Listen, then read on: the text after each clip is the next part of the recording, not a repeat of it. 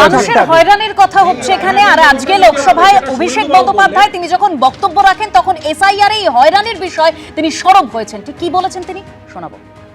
Triple pain of proving your existence. So let us be honest.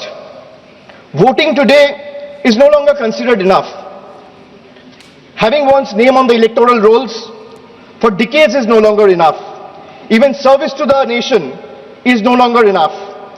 You may be a decorated soldier, a Nobel laureate, a sitting High Court justice, or even a member of this august house, and still you have been asked to prove that you belong. This strikes the heart of Article 326 of the Constitution, which guarantees adult citizens the right to vote. Sir, in Bengal alone, 150 lives have been lost in the last couple of months, and nearly 1 crore people are today being treated as suspects.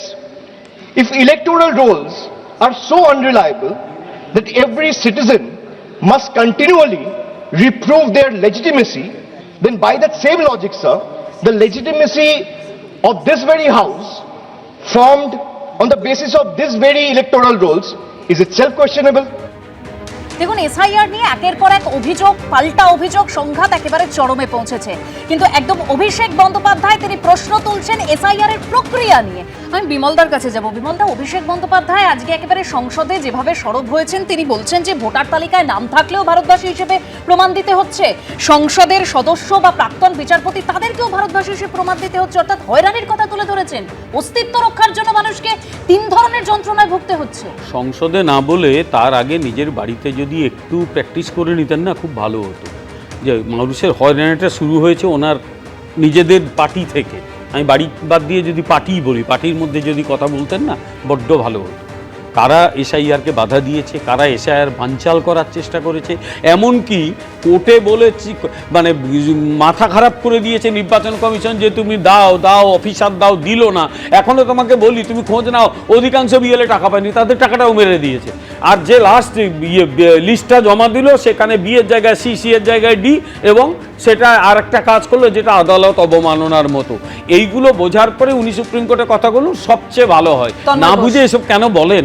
Abhishek Bandyopadhyay যা বলেছেন, অভিষেক বন্দ্যোপাধ্যায় আগেও করেও দেখিয়েছেন। তার র্যাম্পে তথাকথিত মৃত ভোটাররা হঠাৎ করে ভূত হিসাবে এসে জীবিত হয়ে ঘুরে বেরিয়েছেন। সুতরাং আজকে সংসদে অভিষেক বন্দ্যোপাধ্যায় নির্বাচন কমিশনের মুখোশ খুলে দিয়েছেন।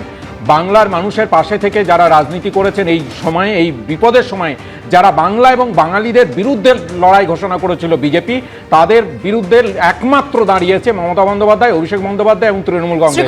26-এ সেটার প্রতিফলিত হবে। এ তো অদ্ভুত কথাবার্তা।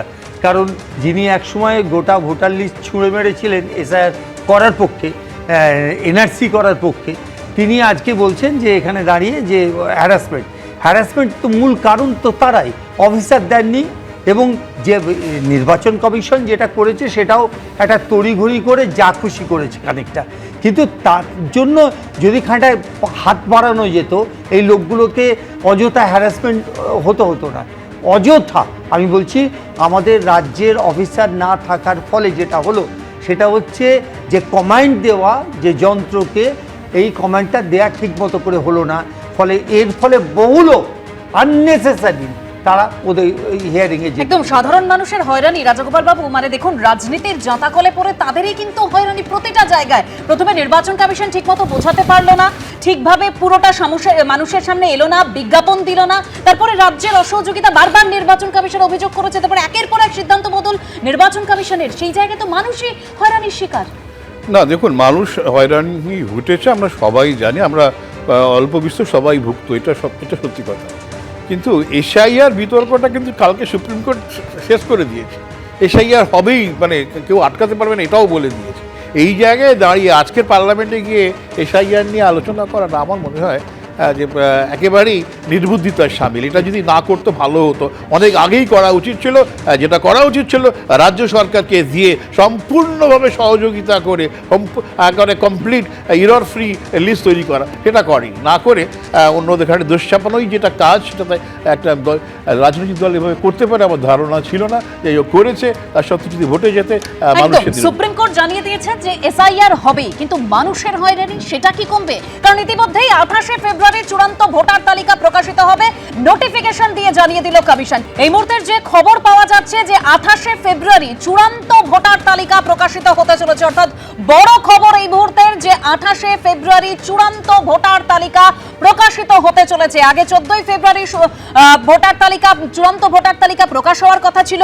গতকাল যেটা একেবারে সুপ্রিম কোর্ট নির্দেশ দিয়েছিল যে স্ক্রুটিনির জন্য আরো 7 দিন সময় বাড়ানো হোক এবং তারপর 14ই ফেব্রুয়ারি ভোটার তালিকা প্রকাশিত হবে না, অর্থাৎ চূড়ান্ত, সেটা বোঝা গিয়েছিল। আর এবার যে খবর পাওয়া যাচ্ছে একদম যে 28শে ফেব্রুয়ারি চূড়ান্ত ভোটার তালিকা প্রকাশিত হতে চলেছে।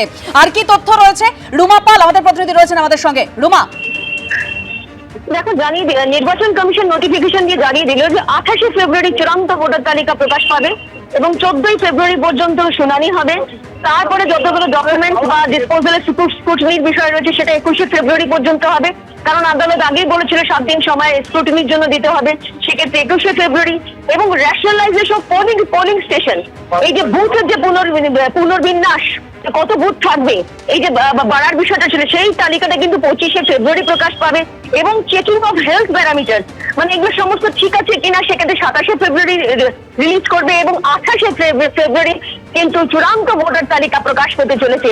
অন্যদিকে জানিয়ে রাখি যে 1 মার্চে কিন্তু রাজ্যে আসছেন এই রাজ্যের দায়িত্বপ্রাপ্ত deputy election commissioner Gyanesh Bharti এবং মনীষ গার্গ, এবং তারা কিন্তু এখানে বৈঠক করবেন। অর্থাৎ বুঝতে পারছো যে 28শে ফেব্রুয়ারি যখন ফাইনাল ভোটার লিস্ট চলে আসছে, তারপরে কিন্তু ভোটের যে দামামা সেটা কিন্তু বেজে গেল। 1 মার্চে কিন্তু আসছেন রাজ্যের যে দায়িত্বপ্রাপ্ত ডেপুটি ইলেকশন কমিশনার, এবং তারপরে কিন্তু ভোট কবে সেটা কিন্তু জানা যাবে এবং খুব শীঘ্রই সেটা হতে চলেছে।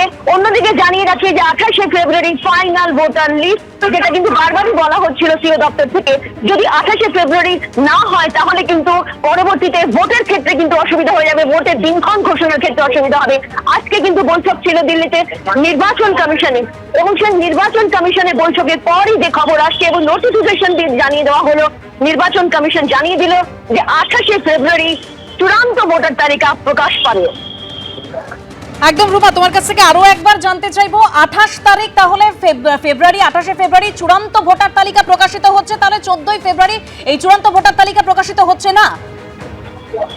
না, 14 ফেব্রুয়ারি যে চূড়ান্ত ভোটার তালিকা প্রকাশ পাবে না আগেই জানা গিয়েছিল, এবং সেক্ষেত্রে শুনানির সময় যে 14 ফেব্রুয়ারি করা হয়েছিল সিও দপ্তর থেকে আগে ইসিআই কে জানানো হয়েছিল 2 দিন আগে।